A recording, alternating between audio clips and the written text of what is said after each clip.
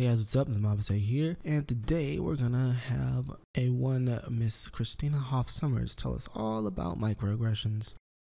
Several months ago, yours truly, the factual feminist, was the victim of a microaggression. Body acceptance activist Lindy West tweeted the following: "Why does Christina Hoff-Sommers constantly look like she's being drained of her gelfing essence?" Now, for those of you who are not up on your Muppet fandom, here is what happens when a gelf loses her essence. Now, you might find this funny. It made my own mother laugh, but it's a textbook microaggression. And according to Columbia Teachers College professor Darrell Wing Sue, microaggressions are those everyday comments or quips used by the privileged to keep others in their place. Lindy's tweet was a lookist, ageist, and gelfist reminder of my devalued state as an age-enhanced woman. Good God, that's not even funny. Then she laughs at her own joke. Like, what the fuck? Here are some other microaggressions. Asking someone who appears to be Asian or Hispanic where they were born. Using words such as crazy or lame. Calling the United States a melting pot. Or referring to a group of women as you guys. The experts say that these comments are otherizing, harmful.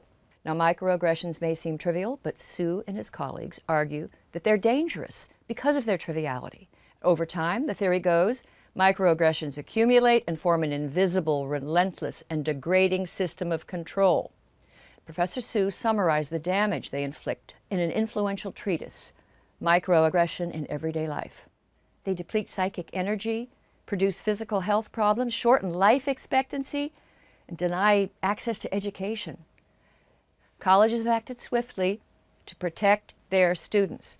At Berkeley, North Carolina, University of Minnesota, microaggression training is a key part of diversity education. At the University of Santa Cruz, a psychology professor has even developed a microaggression mobile app. It appears that students are mostly reporting lame jokes. Here's an example. I told a male-identified friend that I am taking a class called Women's Lives. He jokingly said, "So, are you going to learn how to make a sandwich?" Here's another. My friend asked if I was drinking for Cinco de Drinko. It offended me to think that a significant battle in Mexican history had come to be a joke. Dear offended person, it wasn't a significant battle. They were fighting the French. Almost no one in Mexico cares about this holiday. It's largely the invention of the tequila and Corona beer distribution in the United States. So calm down, have a drink. I'll even make you a sandwich. Over 200 colleges have established bias response teams that spring into action in response to a campus micro-event. It's kind of irrelevant as to who celebrates it. To them, and obviously more likely Mexican-American people who they are probably fond of, friends with, family members or whatever, it's somehow special to them, and people making a joke out of it offended them. Like that's stupid. Like, oh, we're going to be studying, say, some sort of unit in class for Black History Month, and then a person says, oh, are we going to learn how to fry chicken? Like, yeah, I mean, you can joke about whatever you want, but like, people can still call you a prick for it. The bias team at Wisconsin Platteville received an anonymous tip that 3 students had posted a potentially ableist photo of themselves on Facebook. Here they are, dressed up as the 3 blind mice. The photo has been removed. The factual feminist is concerned. This new microaggression regime appears to be empowering spies, busybodies, scolds. And as it turns out, there's no real research to back it up. In a recent paper, Emory University psychologist Scott Lilienfeld exposes at least 3 fatal flaws in the microaggression scholarship. 1, Lilienfeld could not find a coherent definition of the term microaggression. It appears to be anything Dr. Sue and his followers say it is. 2, the researchers never bothered to find out if African Americans, Hispanic, Asians, women are actually offended by the terms on their lists. Members of marginalized groups don't all think or react alike. 3, Sue and company claim that microaggressions exact a devastating toll over time. He even mentioned a shortened lifespan. But Lilienfeld couldn't find a single well-designed study linking microaggressions to such outcomes. Daryl Wing Sue replied to Lilienfeld's critique, and he concedes most of his major points. But he faults Lilienfeld for his fixation on elitist research methods favored by the dominant class. By demanding things like valid measurements and evidence of causality, Sue says that Lilienfeld is dismissing the lived experience of marginalized groups. In sum, Sue finds Lilienfeld's critique of microaggression theory to be microaggressive. But wait a minute, I'm a woman, and I find microaggression theory to be macro-annoying. I love how you don't bother to make a little list of what Sue's criticisms actually were. You just say, well, let's say a couple things, and then say, well, in conclusion, he found his criticism to be microaggressive, instead of actually kind of going through and lining up in some sort of fair way as to what Sue is actually saying, just dismissing him outright. And as reading through this criticism of microaggressions, it seems a little weird that a person working in psychology would be so overly critical on these sort of grounds, given that there's so much in psychology that even is thought to be foundational that is actually still very much so highly debatable. So it seems a little weird for him to be super duper skeptical of this particular thing. I'm not bothered when someone addresses my friends and me as you guys, or someone tells a lame joke, pardon the expression. I mean, who cares? Not me, and I suspect not most women. So I'm calling out Sue for mansplaining my lived experience as a female-identified person. Am I calling Sue and his colleagues microaggressors? Yes, and that's exactly the problem. The theory is so amorphous that it's meaningless. It can be used by anyone, anywhere, for anything. It's a game we all can play, but none can win. As can a lot of things in psychology.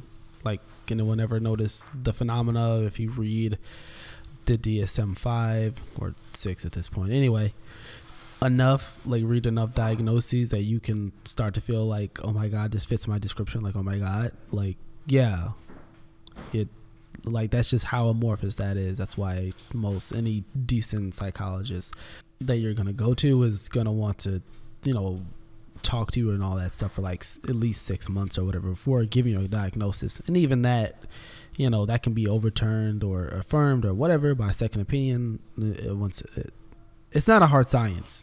So it seems really weird to expect hard and fast shit out of it. So why play it?